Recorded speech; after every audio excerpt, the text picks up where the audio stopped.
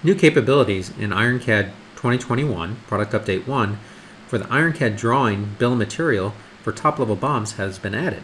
For example, we have this particular assembly and we want to create a new drawing for our stair assembly. So we can see in our structure we have a variety of assemblies inside of here. One of these is our stair assembly that has multiple assemblies and sub-assemblies and parts below it. So we're going to go ahead and create a new drawing from our stair assembly by just simply right-clicking and creating a new drawing from our assembly. And we'll select our desired drawing size, and it'll start with a standard view creation dialog. And we can just take a look at what our file looks like, and maybe just rotate that around. Oops, the other way. There we go. And then we can create a isometric view of our stair assembly. We'll place that out on our sheet and scale it down with our arrow keys and just place that on our drawing. So now we want to create a bill of material for this, and this is simple. We just select our view and we'll create a bill of material, and we're just going to create a top level bill of material for this, and it'll create a bill of material with just the two items, which are our two sub-assemblies below it, which is ideal for what we want. In our case, if we create a item bubble for either one of our handrails or our base element, it will have our item bubble. So we can see that's our item 1, and these two handrails will be the same, which is item 2 inside of our particular bill of material. Now we want to create a new view, so we'll just go ahead and create a new standard view, and we're just going to select down into our tree here, and we're actually going to select that, not the bolt, but the stair assembly. We're going to select the stair stringer itself and apply that. And again, we can just rotate that around and see which orientation we want.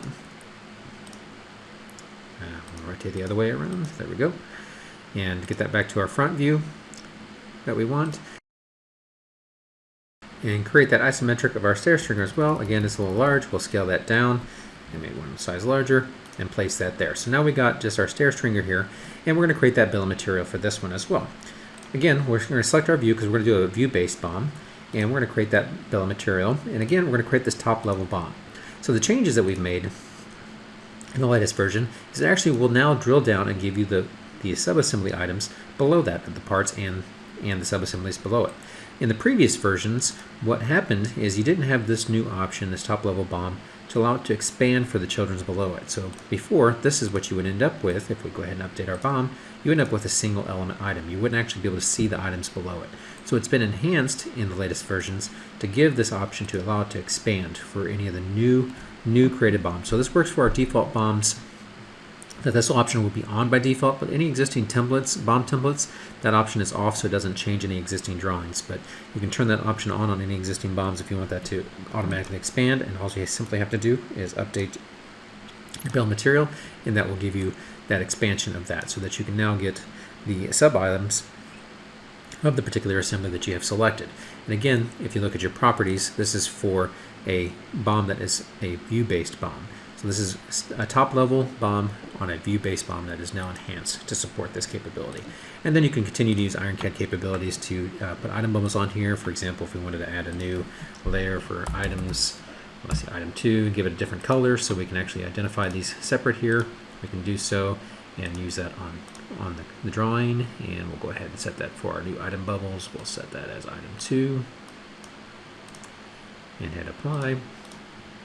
And now when we create our item bubbles for this one, we can just simply click out here and place these item bubbles, and we can see now when we pick for certain things here, it'll place those item bubbles on the new layer for us with those particular colors.